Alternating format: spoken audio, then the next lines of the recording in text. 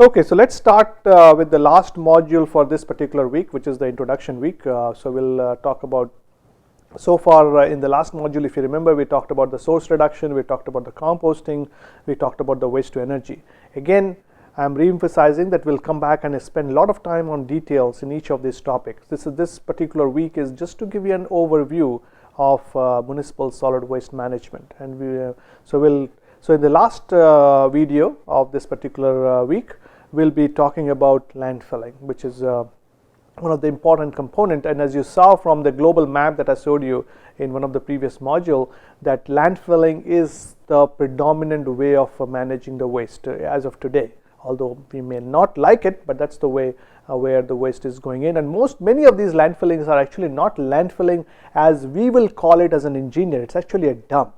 So at least going from a dump to an engineered landfill will be a significant improvement in terms of the waste management. So let's look at the landfilling part. What is landfilling? And we'll talk about the engineered landfill. We'll not talk about the dumps here. I may show you some picture of the dump, but and I did show you some picture of the dump earlier, but here we'll talking about mostly about the engineered landfill. So that's the fourth component. We already talked about source reduction. We talked about resource recycling, reusing, and compost. And so now we'll go into the landfilling part, and that's what we are going to talk about. So what is landfilling? So landfilling, 50 to 70% of the municipal solid waste is landfill, as you saw in that global map earlier module. There is a modern landfill and there is the dump site. So there is a difference between them. The modern landfills are engineered structured, so they don't take hazardous waste. We only work with municipal solid waste. They do not receive bulk liquids.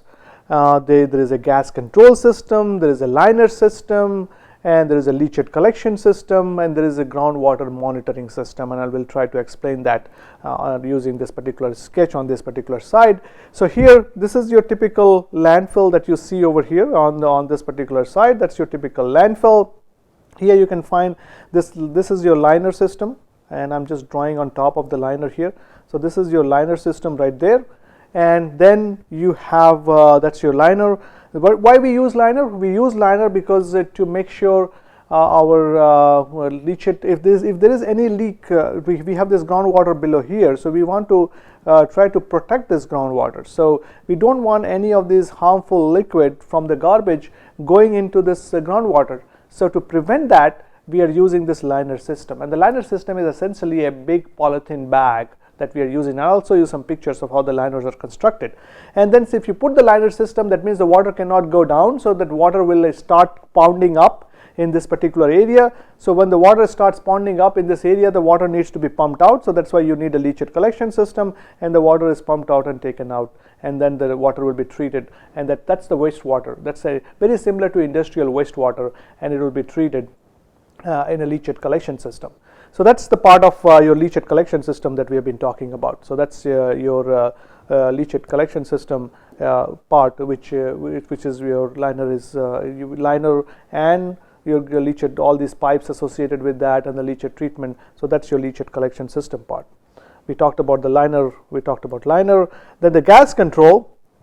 Since the gas is produced when the waste is degrading, gas is produced, and the gas needs to be controlled. So you see this particular well over here, that's your gas control system. So you take whatever is the gas produced, you take it out, and then you can flare it, you can use it for waste to energy, and we'll talk about I'll show you more. You will see a bigger version of this sketch with different components again.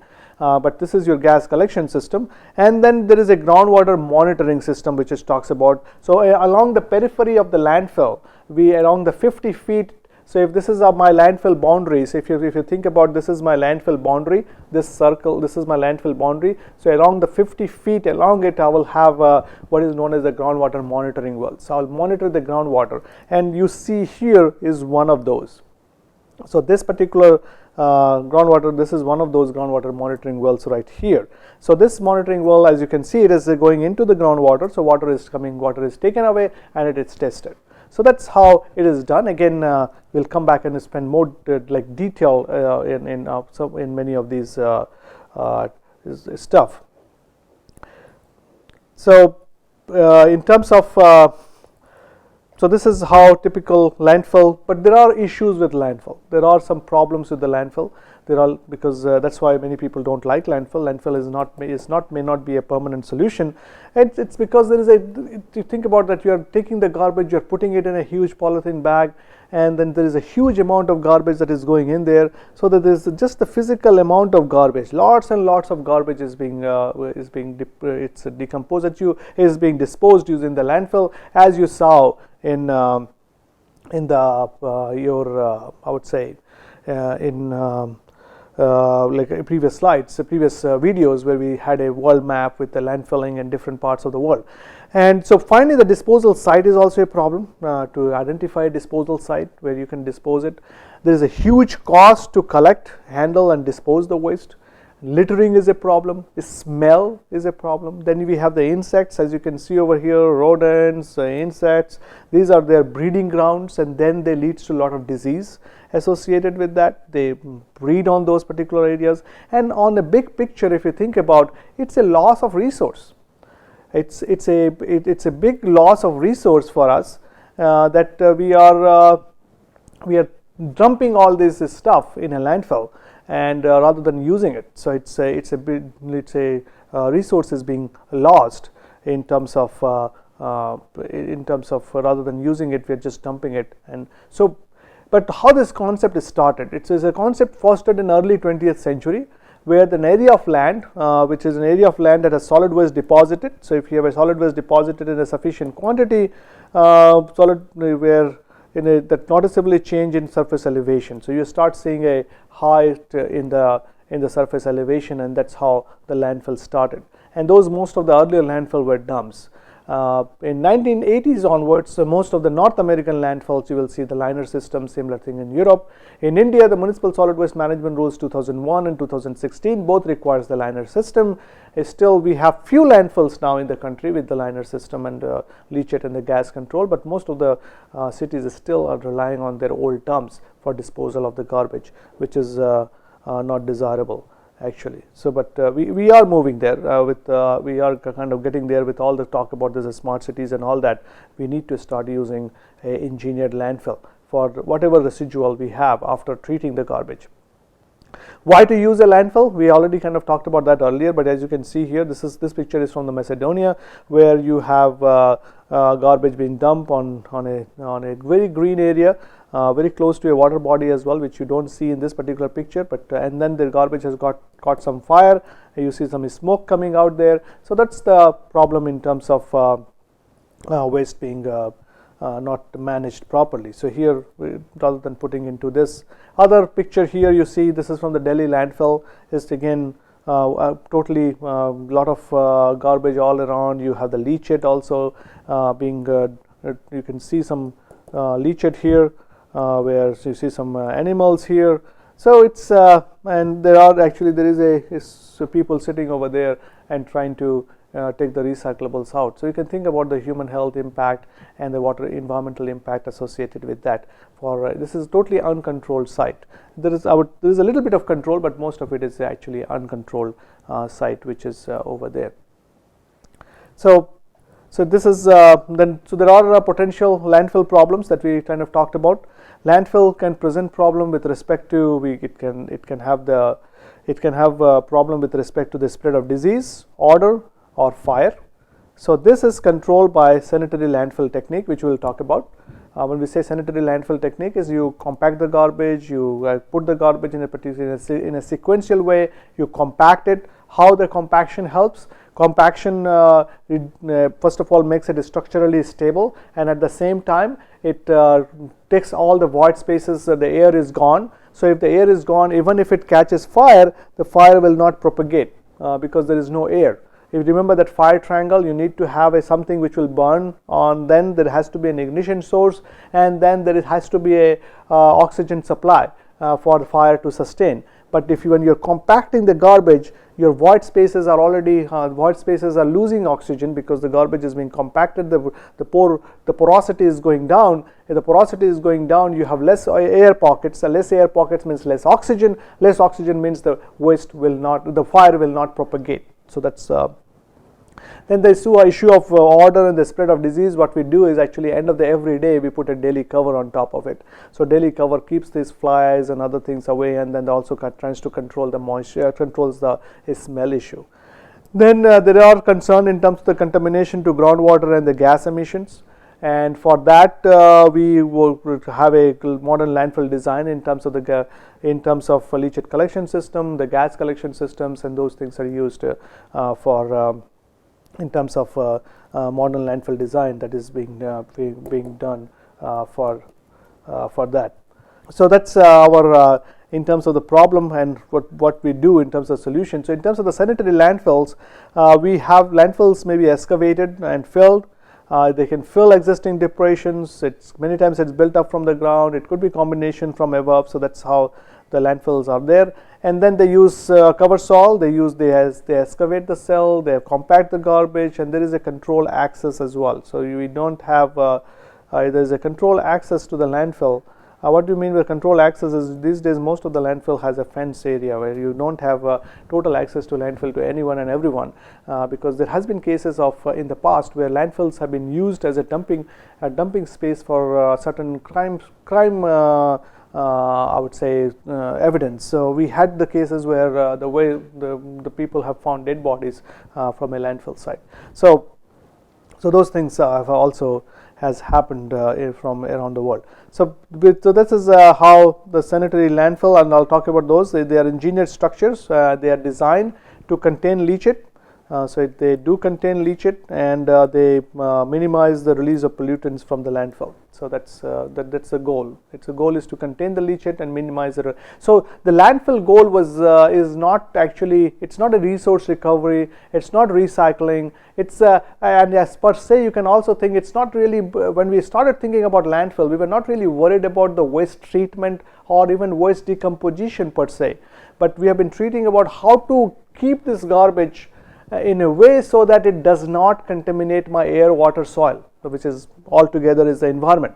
So it should not pollute my environment, and at the same time it stays in a safe and secure location. But at some point of time you have to start thinking about it has to degrade, because you cannot keep on making this piles and piles of garbage, this landfills after landfill, because land is a problem. As our population is increasing, many places in the world now, getting land for landfill is becoming a huge task to find a suitable land for siting a landfill. So right now we are trying to work with, I myself is working with several cities in India where we are struggling to find good landfill sites. So that's that's always an issue. So it's but at the same time but they are not. So what we are thinking is now we have to move from this landfills, which is essentially a containment unit, to a treatment unit. That's why the concept of this bioreactor landfill came, which is was tried at Gorai landfill in Mumbai, and which again can be, this bioreactor landfill accelerates the decomposition of garbage, and then it makes things go faster, so that you can use the same landfill site for a much longer period of time. So based on this, then one of the things is that when the waste degrades, the leachate is produced. What is leachate? Leachate is the liquid or the wastewater that forms when the water gets in contact with the garbage. When the garbage decomposes, the water is also a byproduct. So that's way how this leachate is produced. So once the leachate, it's a water, but there is a gravity. Our Newton has already taught us about that. There is a gravity, so there is a pull. So whatever water is there, it will try to percolate down and go to the bottom of the landfill. So we need a leachate collection system at the bottom of the landfill to remove that leachate. Otherwise, what will happen?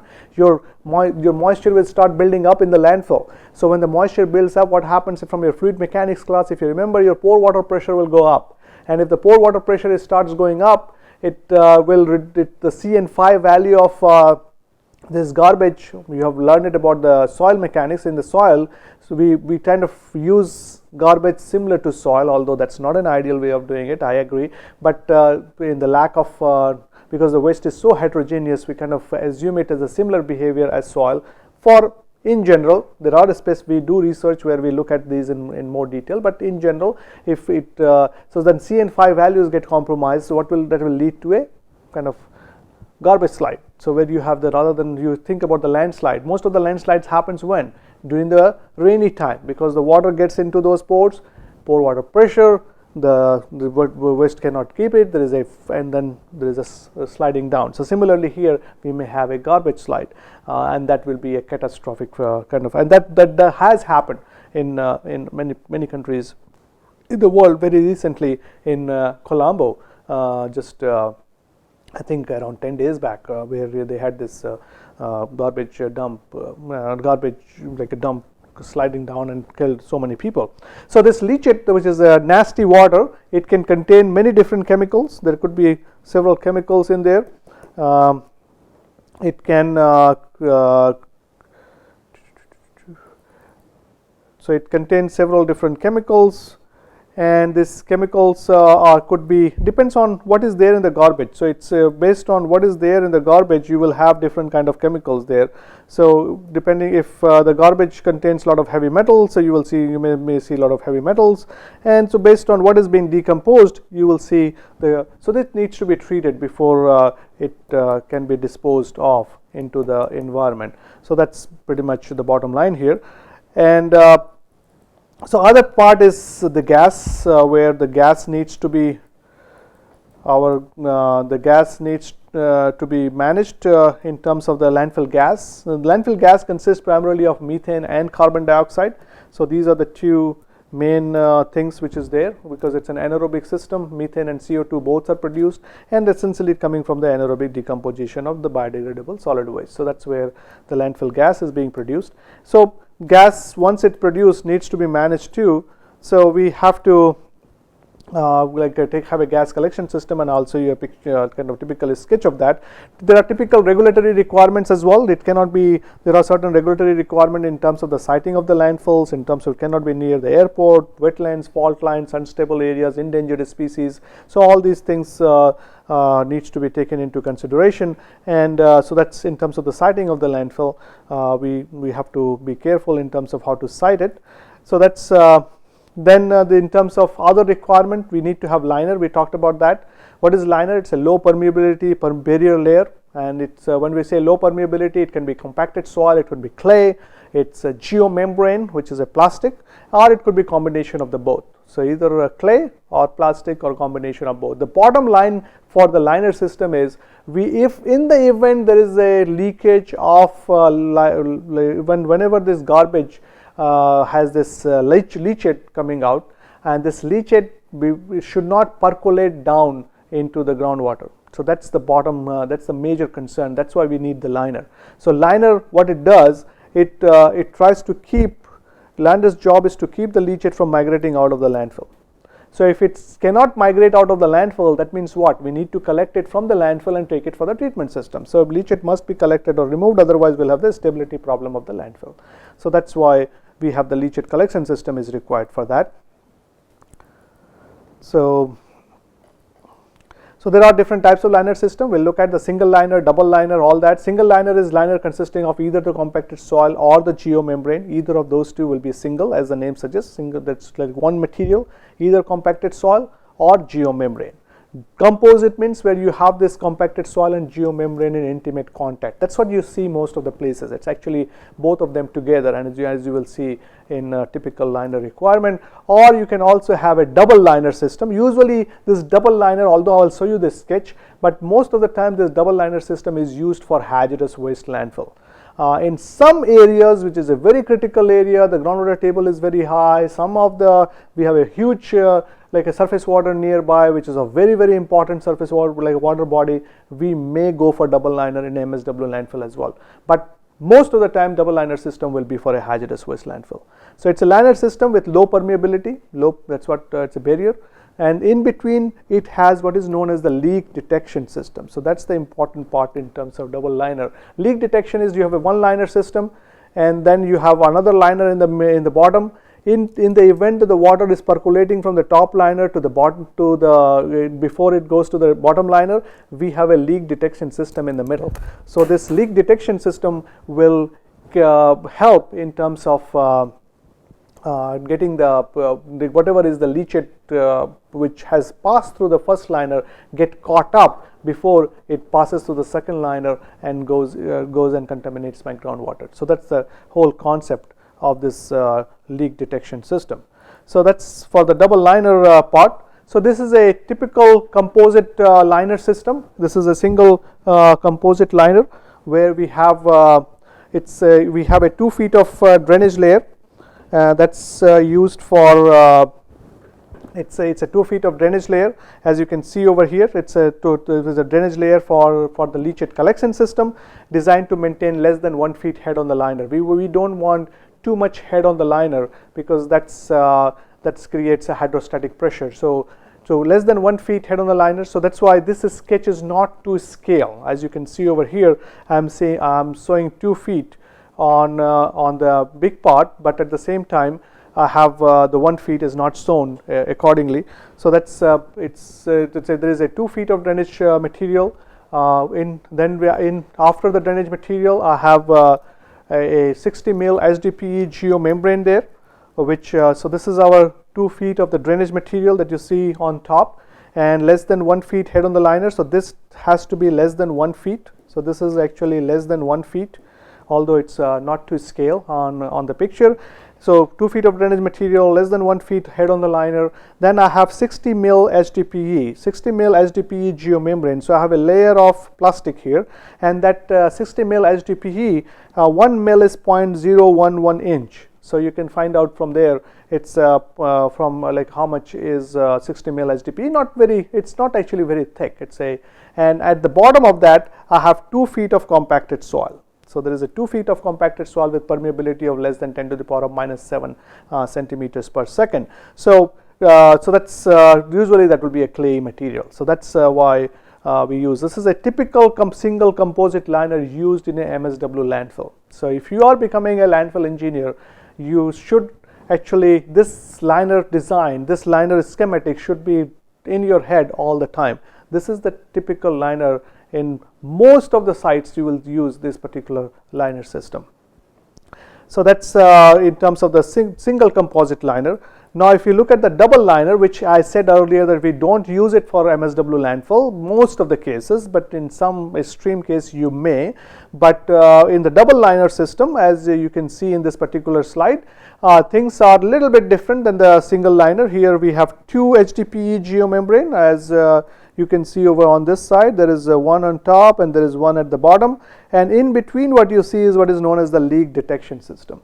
So that's the leak detection system in the middle, and we use a geo net for that. Top and bottom we have this HDPE geomembrane, same thickness as for this composite liner, same amount of 2 feet of drainage material on top. So the difference here is 2 liners in between geonet, and then rather than having 2 feet of compacted soil, we have a 3 feet of compacted soil. As you can see, that double liner means you are more protection. So that's why you have more compacted soil. Why we need this compacted soil? The reason for this compacted soil is to help prevent the water migrating down. So that's the whole concept of having this compacted soil. So 3 feet means more protection, so that if it's usually used for hazardous waste, isn't it? So hazardous waste is more dangerous than municipal solid waste. So to keep it more secure, we use a 3 feet compacted soil for the double liner system. So and the next, what are the material we use for geomembrane? Most common is HDPE. What is HDPE? It's your high density polyethylene. That's the HDPE, which is very similar to if you go and buy a Saffola or a Tide and all those detergents in a container, not in the pouch. That's that material that is used to make those containers, or most of the plastics buckets as well. Buckets are actually more thicker, but these if you go and buy the Saffola, especially those 5-liter ones, and the material that is used to make that is your HDPE, high density polyethylene. The other materials are also used, PVC, LDPE and polypropylene, but those you don't see much, but HDPE is the one which you will see being used most of the time in terms of liner material. So let's look at some pictures now in terms of how this liner is constructed. So these are all the pictures. So here, if you don't have if you don't have clay at that particular site, you have to bring clay from outside. So here the clay is being bringing from outside. You can unloading the soil is being unloaded, and that's why you see that the clay. And then after unloading the soil, you have to compact. Remember the 2 feet of compacted soil or 3 feet of compacted soil with the K is less than 10 to the power of minus 7 centimeter per second. So that's what being done in this particular picture over here, where it's trying to compact the garbage. So when we are trying to compact this, not compact the garbage, compact the clay material, compact the clay to have to achieve the permeability of less than 10 to the power of minus 7 centimeter per second. So when you compact soil, we add moisture. And if those of you who are civil engineers, or if you have taken any soil mechanics lab, you have done Proctor compaction test. So when you do the Proctor compaction test, if you remember from your Proctor compaction test, I will try to draw the graph right here. You come up with your like a dry density. You come up with a graph something like this. If you remember that's your optimum moisture content. So if you have, this is your moisture content on x-axis, and if your dry density on the y-axis, then your optimum moisture content kind of gives you the moisture content at which you see the maximum density. So when you compact, you try to use that optimum moisture content number. So similarly here for this particular material, in the next slide, as you can see in this picture, that let's see. Yeah, as you can see in this particular picture, this truck is trying to spray some water. If you look at very carefully here, this water is being sprayed, and this water that is being sprayed is to achieve that optimum moisture content so that the compaction will be better. So that's the whole concept of so again, whatever you learn, which I tell in my class many times, that whatever you learn in different subjects, they're all important.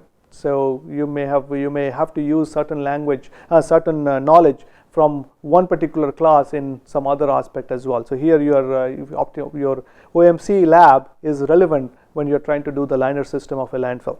So once it is all compacted, it will kind of looks like this, but we cannot put the liners, the polythene sheet on this, because we have so much undulations, as you can see here, like all these undulations here, that will kind of make this things a little bit bubbly, and then it will be a problematic. So to avoid that, what we'll do, very simple, we'll put a thin layer of clay on top. So just make a nice layer on top. As you can see in this particular picture, it's a nice layer of clay, and then after that you do a grading top and pass through a roller, very similar to roller that you see on your cricket game.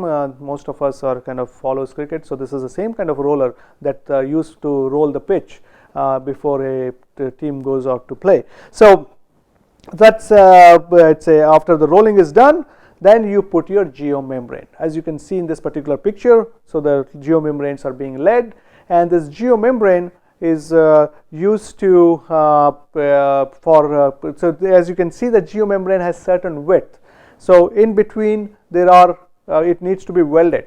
So after laying this geomembrane, so you see different pictures of that. This particular site, in this particular picture, you see that here this is the old area of the landfill. The picture has been taken from the old side of the landfill. This is the new area of the landfill is being prepared. Here we still have we have the clay at the bottom.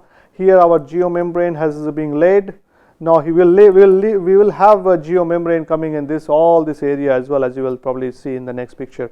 So but this is how it is being laid, and in between people have to do some welding as well.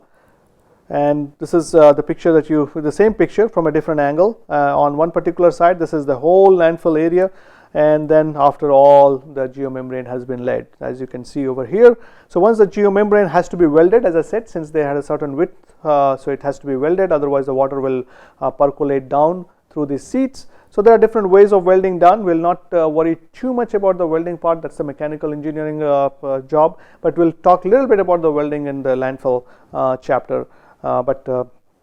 For you to remember, the welding is needed on those different geomembrane to make it a one big unit. So this is another picture of how the welding is being done. So once you have a leachate being pounding on those leachate collection system, on those liners, it needs to be collected. So how will you remove the leachate from the landfill? We try to use gravity like liner systems and pipe. Why we use gravity? Because think we are inside a landfill. So we don't want to use too many pumps, because once the garbage is put in there, we don't have access to the pump. So we try to use the gravity, and then we use set of pipes, and then you may have to use certain 1 or 2 pumps. We try to use pump outside the landfill. So we try to have pump from the low points. We have a penetration, we have wide penetration through the liner. We don't want pumps inside the landfill. That's not a good idea. We don't like to have a pump inside the landfill because you don't have access to it. In some cases where you cannot avoid, you may want to, if you have to put a pump, you put a redundant pump there as well, just in case one goes bad, other will work. And these days with some like robots and other things that is being used, people have access to things inside the landfill as well, but for most of the time we try to avoid having pumps inside the landfill. So leachate collection system is, the leachate has to be, it should be removed. So leachate collection system, say our liner system is low permeability. Leachate collection system is the opposite of that. Here we want all the moisture to come very close to our pipes and then to be taken away outside the landfill. So that we want that layer to be a very good sand layer, like it's a high permeability layer. So that's what we use for our leachate collection system. So for the leachate collection system, as you can see here, so this is this will be our this is a typical sketch. So we have a slope. The slope has been shown to you in a very high, it is only 2 to 8%. The sketch is not to scale, just to show you that there is a slope and there is a liner system in here. And on liner system on top we have a leachate collection system. So this area is our high permeability area. So that's our high sand. And then all the water will percolate through and it will go into this pipe. So the pipes actually has a perforation through it. So the water will flow into this pipe, and this pipe what you are looking at is a cross section of the landfill. So this pipe, you can think about this as the pipe will actually go like this. So and then this whole pipe will come out, and then we'll have a header pipe which will take the garbage, which will take the leachate out of the landfill. And I will show you a sketch of that in a minute. And on top of this drainage pipe, you see a line here, and that's the geotextile, which is basically it's a cloth type of material which keeps the garbage out, only let the moisture in, so that our pipe doesn't get clogged.